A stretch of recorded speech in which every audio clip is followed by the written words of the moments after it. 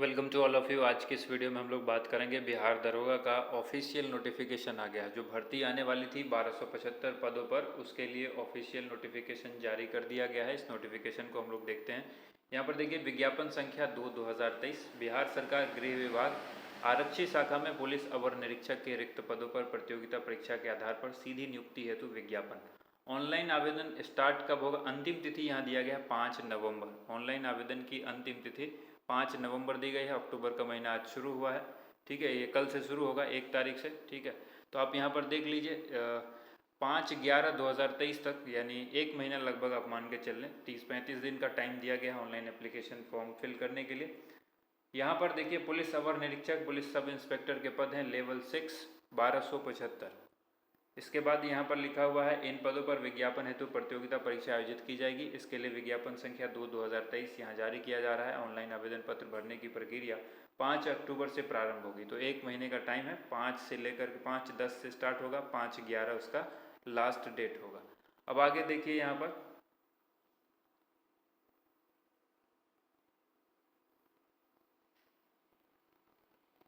जो इम्पोर्टेंट चीज़ है वो यहाँ पे आपको देखना है कि भारतीय नागरिक होना अनिवार्य है। पुरुष, महिला एवं थर्ड जेंडर आवेदन भर सकते हैं। अभ्यर्थियों की शैक्षणिक योग्यता 1/8/2023 तक किसी भी मान्यता प्राप्त विश्वविद्यालय से स्नातक परीक्षा या राज्य सरकार के द्वारा मान्यता प्राप्त उसके समकक्ष परीक्षा उत्तीर्ण होना अनिवार्य है। उम्र सीमा 1/8/2023 के अकॉर्डिंग ही होगी, ठीक है। यहाँ पर देखिएगा, उम्र सीमा जो है वो 1/8/2023 के अकॉर्डिंग ही होगी। नेक्स्ट यहाँ पर देख लेते हैं, अभ्यर्थी की जो उम्र है वो कब कितनी होनी चाहिए? तो 20 साल से लेकर के कितनी, 37 साल तक होनी चाहिए। महिलाओं के लिए न्यूनतम उम्र 20 से लेकर के 40 साल तक होनी चाहिए। 20 न्यूनतम, अधिकतम 40। इसके बाद देखिए, नेक्स्ट यहाँ पर है, अभ्यर्थी की शारीरिक मापदंड क्या होनी चाहिए?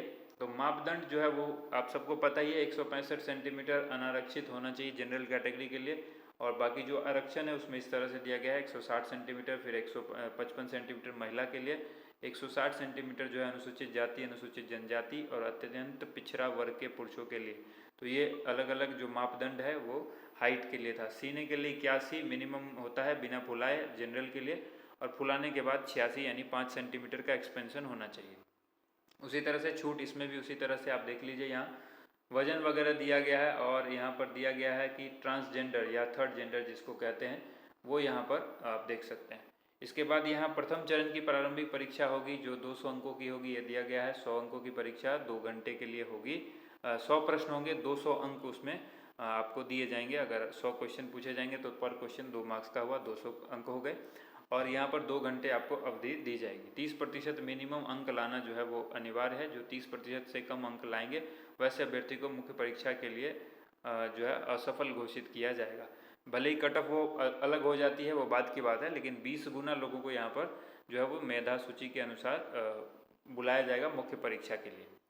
द्वितीय चरण में दिया गया है, इन्होंने दिया है कि मुख्य परीक्षा होगी। सफल अभ्यर्थी जो मुख्य परीक्षा में सम्मिलित होने का अवसर जिनको मिलेगा, उसमें परीक्षा में 2 पत्र होंगे। पहला होगा 200 अंकों का सामान्य हिंदी का, जिसमें 100 प्रश्न होंगे। न्यूनतम 30% अंक लाना उसमें अनिवार्य है। उसके मार्क्स नहीं जोड़े जाते हैं, लेकिन अगर आप 30% से कम नंबर जो है वो लाते हैं वहाँ पर, तो आपको जो इसका मेंस का जो सेकंड पेपर है उसकी भी उसके लिए आप एलिजिबल नहीं रहेंगे। हालांकि पेपर आप देंगे, लेकिन आपको वहीं से जो है वो छांट दिया जाएगा।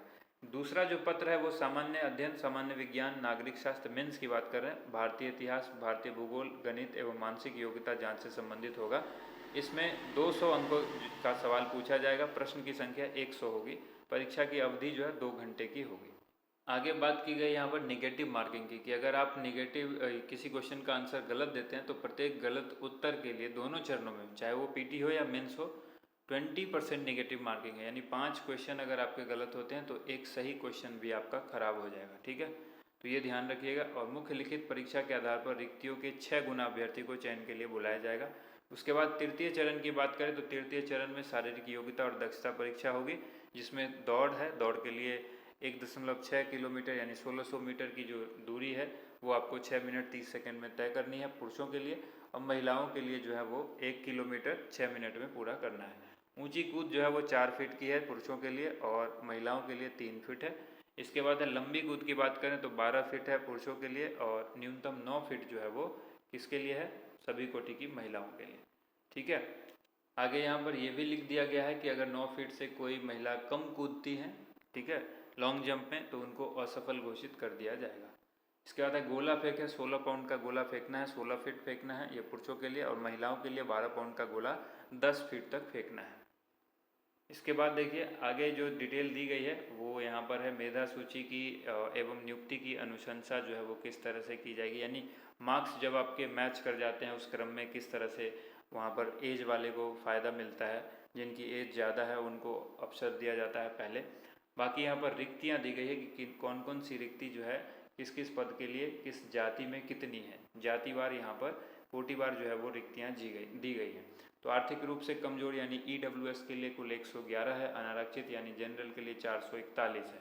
ठीक है, उसमें महिलाओं के लिए 153 है। इसके बाद देखिए तो आपके जनरल के लिए बहुत कम सीट रह जाती है, 441 में से अगर आप 153 महिला के लिए कम कर दें 35%, तो फिर आपकी वो सीट कम हो जाती है। इसके बाद है 111 जो है वो EWS की है, 34 उसमें महिलाओं के लिए है, टोटल 1275 यहाँ पर सीट है, जिसमें से 368 सीट जो है वो महिलाओं के लिए रिजर्व है। आगे देखिएगा आरक्षण की जो प्रक्रिया है वो बिहार के अकॉर्डिंग सभी सेवा में जिस तरह से लोगों को मिलती है उस हिसाब से यहाँ पर मिलेगी। बिहार राज्य के जो ट्रांसजेंडर होंगे उनके लिए अलग से प्रावधान है। इसके अलावा आप देखेंगे कि स्वतंत्रता सेनानी के नाती पोते नतनी या पोती जो है उनके लिए अलग प्रावधान है। आगे यहाँ पर देखिए कट ऑफ तिथि जो है वो 1 अगस्त 2023 निर्धारित की गई है।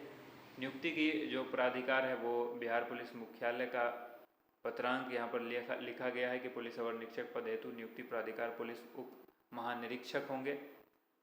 आगे यहाँ पर देखिए ऑनलाइन आवेदन भरने की जो प्रक्रिया है 5 अक्टूबर से शुरू हो जाएगी, और इसके बाद इसका जो अंतिम तिथि है वो 5 नवंबर दिया गया है।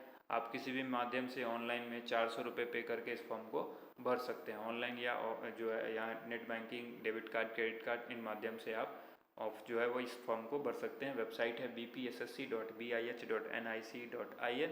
यहाँ पर जा कर के आप इन सारे डिटेल को देख सकते हैं, इस नोटिफिकेशन को देख सकते हैं। हालांकि इसको हम टेलीग्राम चैनल पर दे देंगे, आप वहाँ से इस नोटिफिकेशन को आसानी से समझ करके पढ़ करके समझ सकते हैं इसको। तो चलिए इस वीडियो में बस इतना ही। उम्मीद करते हैं आप सबको ये वीडियो अच्छी लगी होगी। वीडियो को ज़्यादा से ज़्यादा लाइक एंड शेयर कीजिएगा ताकि सभी लोगों तक ये बात पहुँच जाए कि बिहार पुलिस के लिए दारोगा पद के लिए जो वैकेंसी आई है उसका नोटिफिकेशन जारी कर दिया गया है। Thank you so much. आप सभी लोगों का वीडियो देखने के लिए बहुत बहुत धन्यवाद।